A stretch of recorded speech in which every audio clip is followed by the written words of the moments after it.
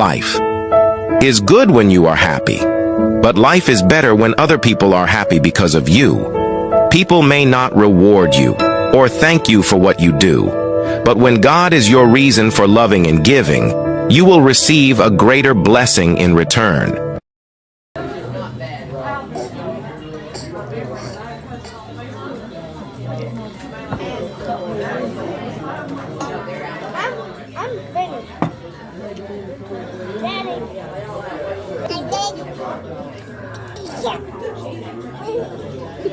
When you cussing your mom out, telling her to feed you. Quit playing. Yeah. Yeah. Quit fussing him. Quit fussing him. Eat your food.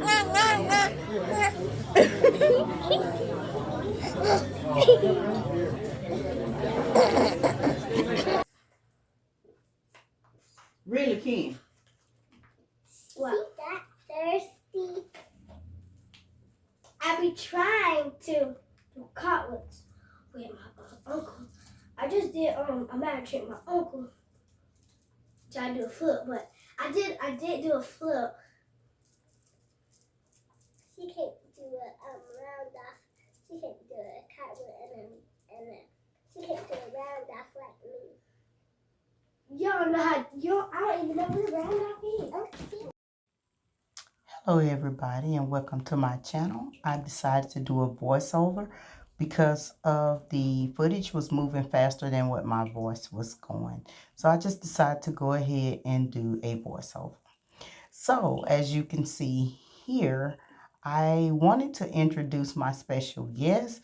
However, for some reason they were shy and they did not want to come on the camera. I mean, even though you see their faces, they did not want to introduce themselves. So I decided to go ahead and start showing y'all some of the things that I have ordered over a period of time. So y'all know Black Friday started early. So I got this here ice maker. And as I was telling y'all about it, the young lady told me I was doing an unboxing. So, hey, I guess I'm doing an unboxing for you all. But I like this little ice maker. It's nice, it's small, and it gets the job done. It is some really good ice. I like it. So my son came home today. I sat at the truck stop where he parks his truck. I sat there for about an hour waiting on him. And y'all, sitting in a parking lot watching people is very interesting. That's all I can say. There's no telling what you'll see. But it was very relaxing and just sitting there waiting until he showed up. And then all of a sudden my mom come through the parking lot and she sat there and she waited with me, and once he got there, then Kennedy and her pawpaw showed up. But tomorrow is him and his brother's birthday.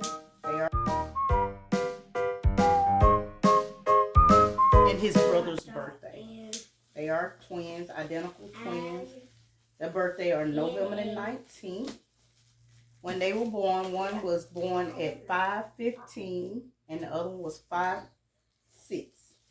They were both 19.5 inches long. And I'm going to say twin A, he has since had a son and is pretty much a replica of himself. I'm ready to go outside. I want y'all to go outside. Ooh, I don't know why these folk feel like I'm gonna miss them because they going outside. Ain't but one running their mouth. But alright, I'm gonna show y'all this ice maker. I gotta read the instructions. I don't like to read. It's an ice maker.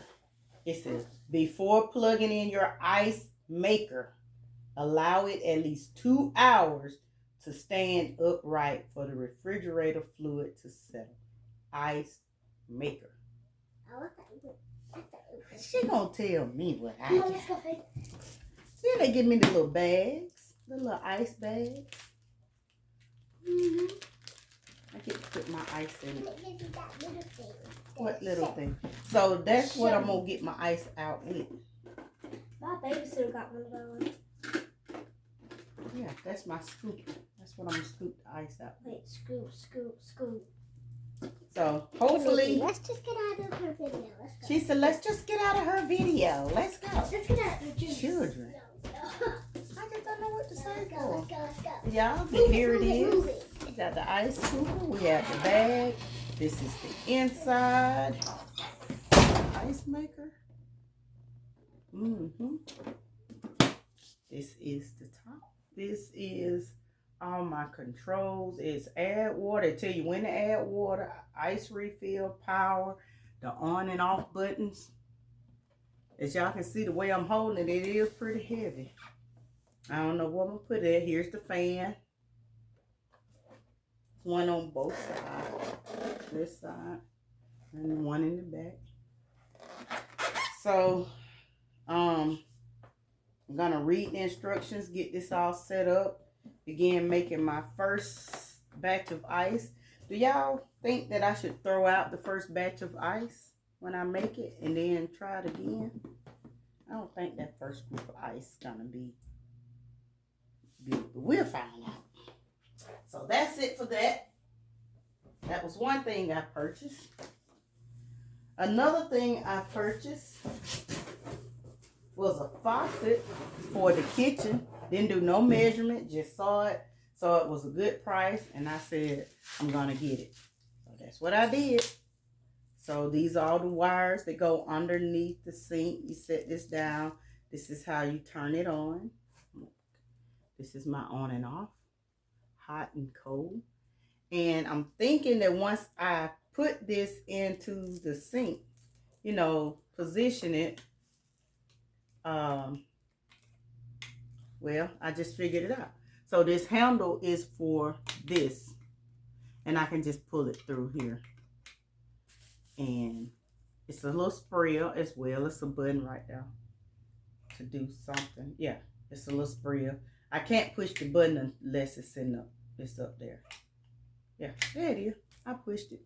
So, I did go to Walmart, did a little Ibotta rebate. I did have 3 offers. One was to invite a friend to use Ibotta, and it gave a link for me to share with whomever decided to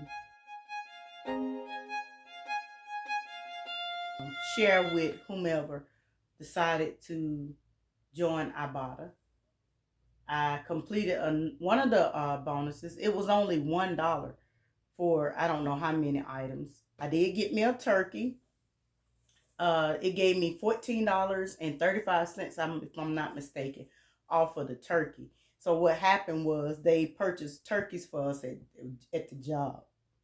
So because he was getting those turkeys, I asked could I use that receipt. So I got $14.35 off of one of the turkeys.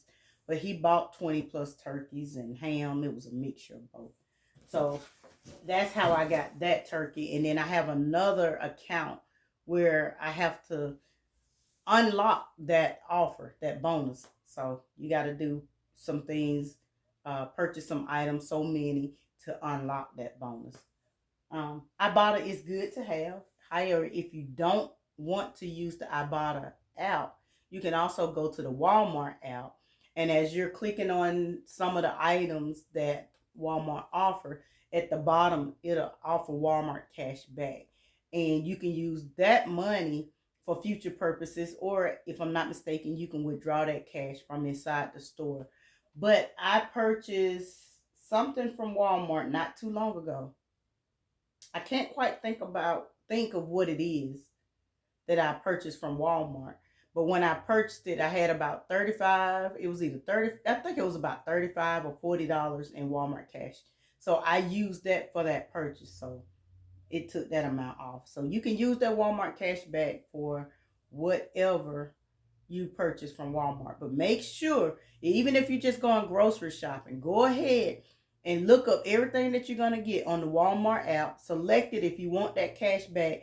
Because what the heck? You're going to purchase the items anyway. Why not get the cash back And then you can use that cash toward a future product or future transaction. It's going to take that amount off. Hey, it's good either way it goes. I'm just saying. But I do think that you have to put your credit card on the website. So when you do use your credit card in the store, that same credit card, it will connect with you. And because you're using that credit card that's on the website, then you will get that money. You will get cash back. And it's stored in an account, which is your Walmart account. So you set up a Walmart account so you can use the app. Y'all know the drill. I hope I'm not confusing you. But for those of you that just not into, couponing or one of those aggressive, frugal people, I mean, what's the heck? Like I said before, if you're going to purchase the product, go ahead and get the money back. Some of the cash back be up to $3, $4. I did one yesterday that I got $7 back for purchasing it. And it was those 5-count Airwick refill, the oils. So they are $11. So they are $11.98. I purchased one and got $7 cash back in my Ibotta account. You can do it with the Walmart app as well. So in reality, you really just paid $4.98 for this product because $7 came back to you. Whenever you cash out, you can use that money. So right now, my Ibotta account is up to, it's a little over $300. And, if you see a receipt out in the parking lot somewhere, grab that receipt. On to something else. I want to give y'all a word. Yeah. So, and it's something that's been on my mind, and I have seen people ask the question a lot. And they be asking, why is it always the soft-hearted people that get hurt? Or why is it always the nice people that get hurt? Well, I tried that theory, and this is what I gather from it. First of all, if you're going to do something for somebody, let it be from the heart. Let it be because there's something that you genuinely want to do for somebody.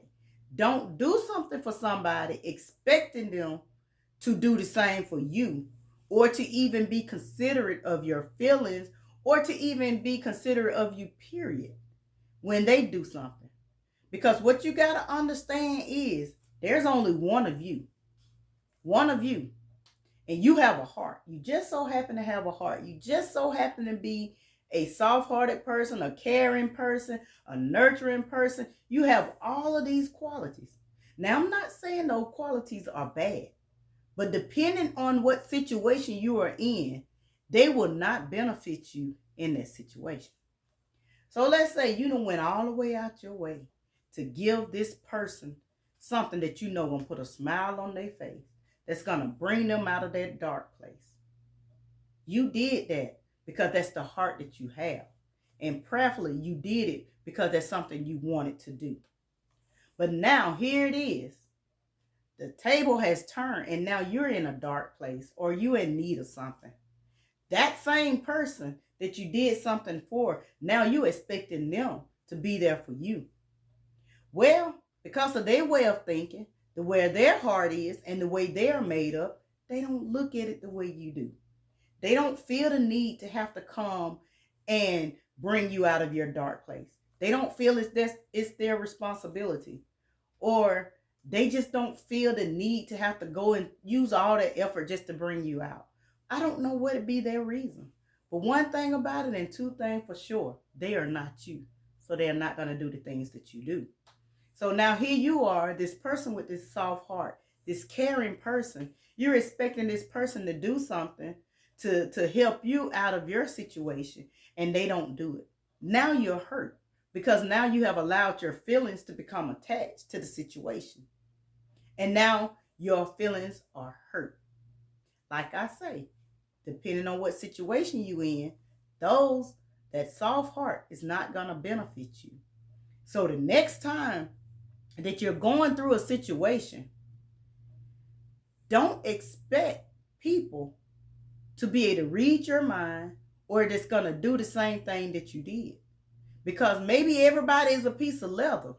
They may be a piece of leather, but they are not made from the same fabric you're made from. Remember that. We can't get mad at people because when we need money, And we go to them, they don't have it. They don't save like you do. They're not disciplined like you are. Because if they were, they would not be coming to you asking you for money. So if you're going to do something for somebody, do it from the heart.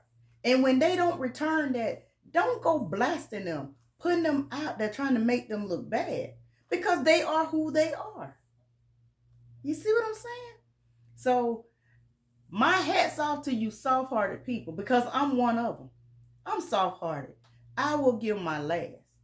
And sometimes I look around and I see that when I'm going through, I don't have them people there for me, or nobody's there for me. One of the reasons why nobody's there for me is because I don't tell them. And if you don't tell them, they don't know.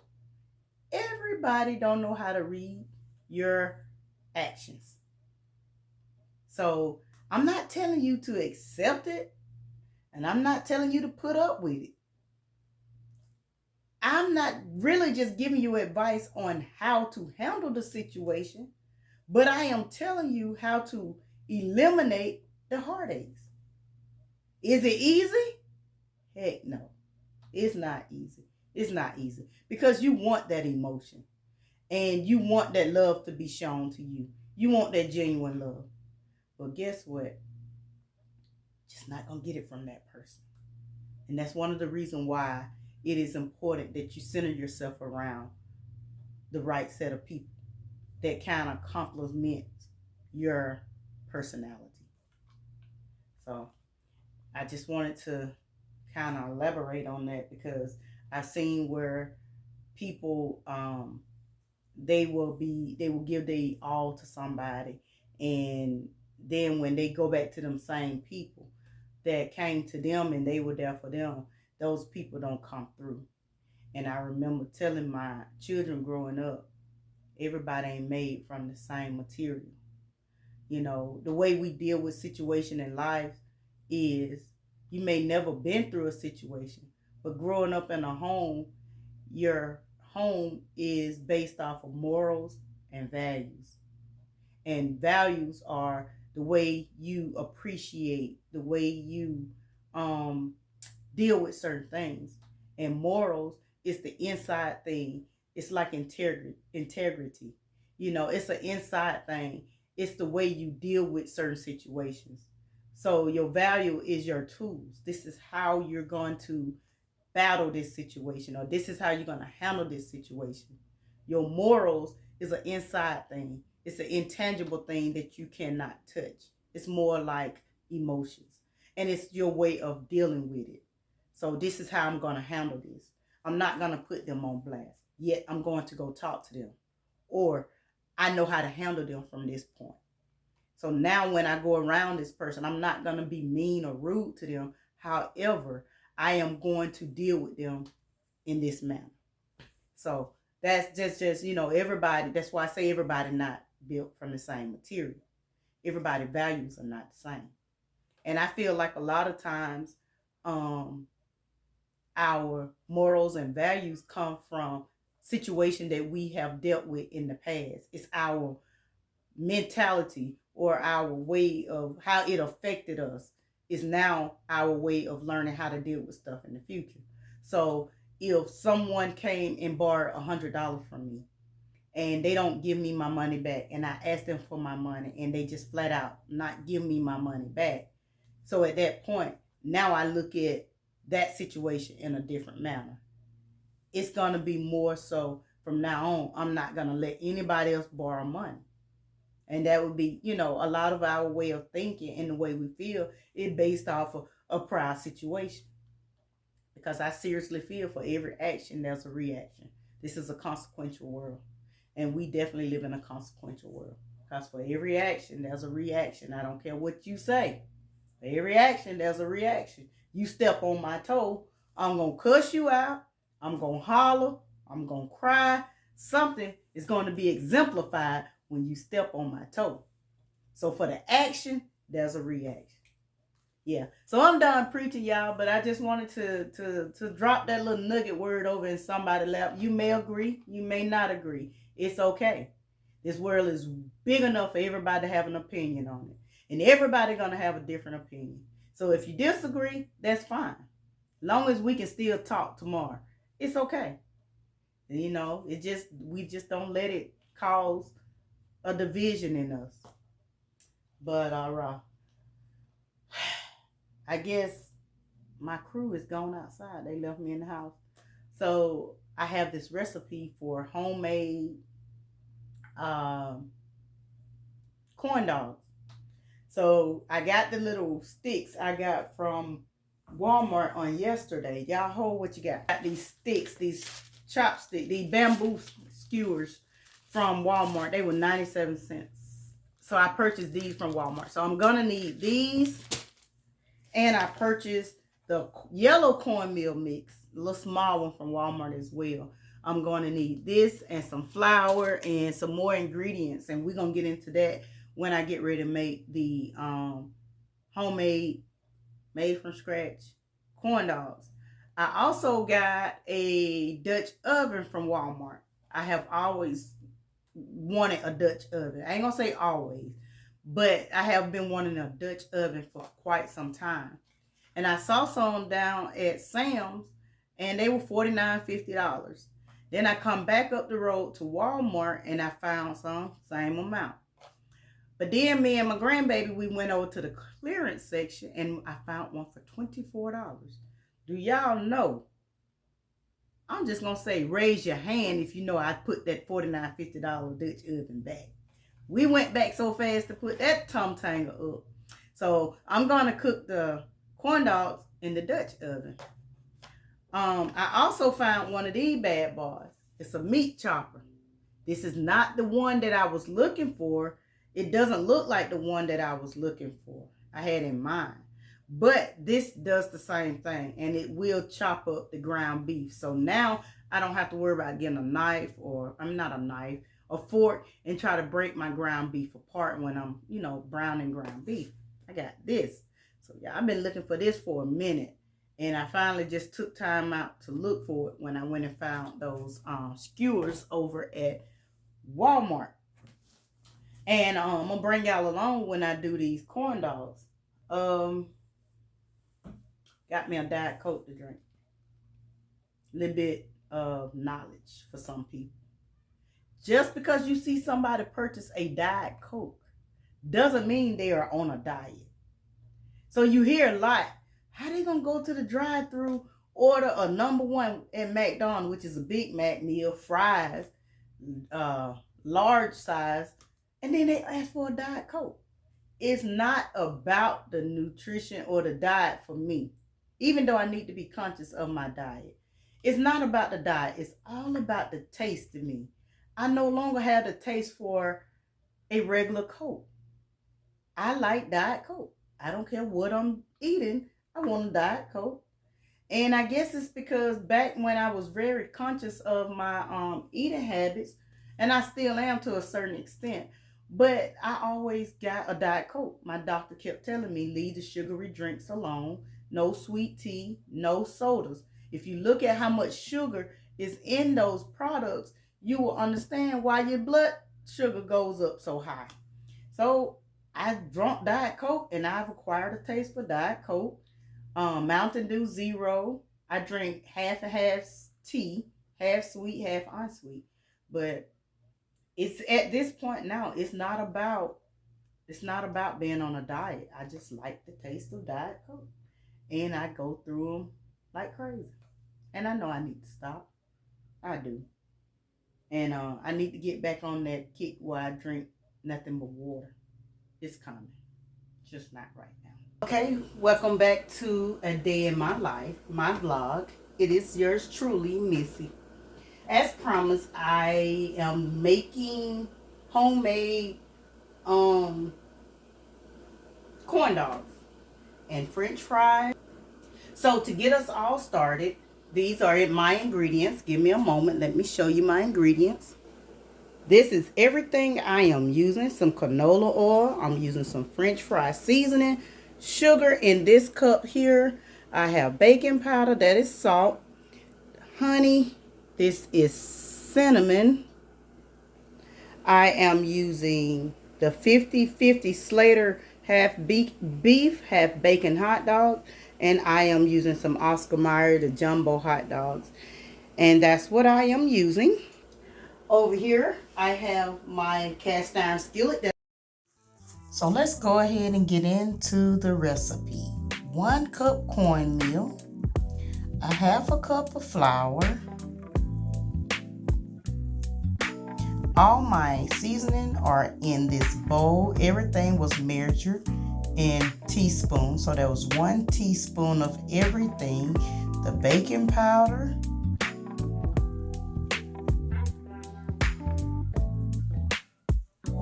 black pepper, and salt. Yeah, we had to improvise because our salt come in 1 big box, so we just improvised by using this container.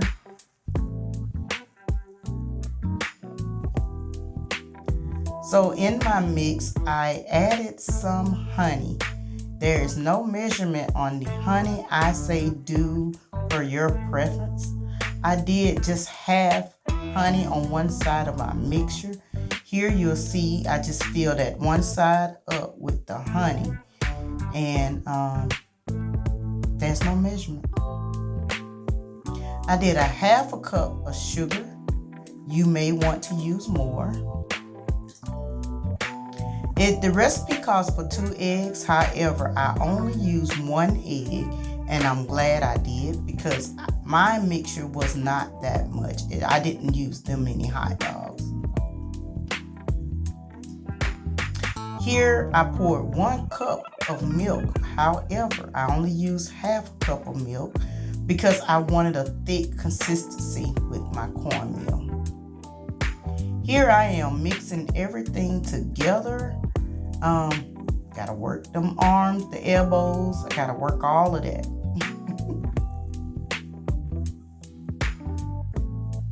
So I want you to see the consistency that I was looking at. I think it could have been a little bit thicker, but there was no need in adding more mixture to it because I didn't use everything that I had. So I probably did away with about half of the cup.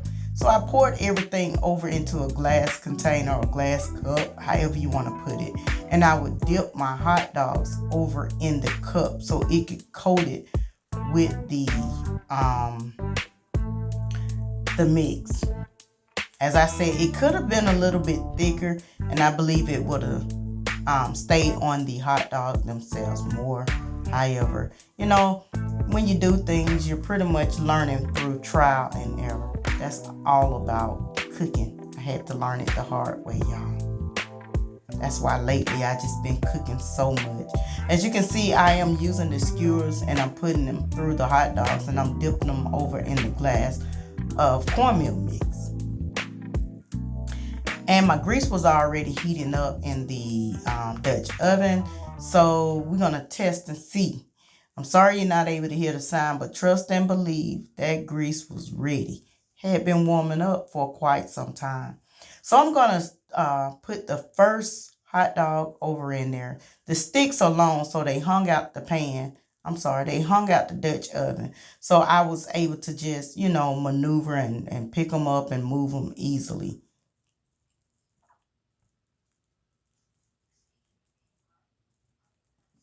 I believe if I had did a batch work, go ahead and put all the sticks in the hot dogs, then get them ready to all be dipped and then put over in the cooking oil, it would have been so much better. Because when you put one over in the grease, by the time you get ready to put the second one and the third one, that one is already turning brown. So it's already browning. I didn't burn anything. But boy, did they come out ugly. They did not look like the ones that come out the store. And by the way, I cut them in half. I didn't cut the hot dogs, but I did. Well, both of them are hot dogs. I didn't cut the Oscar Mayers. I did cut the 50-50 in half because they were more like sausage links. And when they boiled, they swelled up. So I just cut those in half. Y'all already know I had to show y'all what I was working with. So I had a lot of excess over in the cooking oil, but here is a look at what they look like. They were tasty, and I've always been told the ugly food tastes good. So to y'all, they may not be ugly, but to me, y'all, those things looked a mess. But we ate them. Me and my girl and my husband, he came in and he ate a few, and yeah, I end up breaking the sticks off of them to, break them so they don't be so long. But they were good. So now that those are all done, we're about to cook some Ore-Ida French fries. I'm just gonna go ahead and tell y'all, biggest mistake. I shouldn't have done that. I should have took that grease off and let it sit a little while and cool down before I added those French fries. Thank God we did not have a grease fire. But hey, we cooked those bad boys until they got that nice and golden brown texture. Yes, sir. They was some good old Ore-Ida French fries. My weakness, knowing I don't need all this starch, but y'all, they were the truth. So here I have some French fry seasoning that I am trying for the first time on my fries.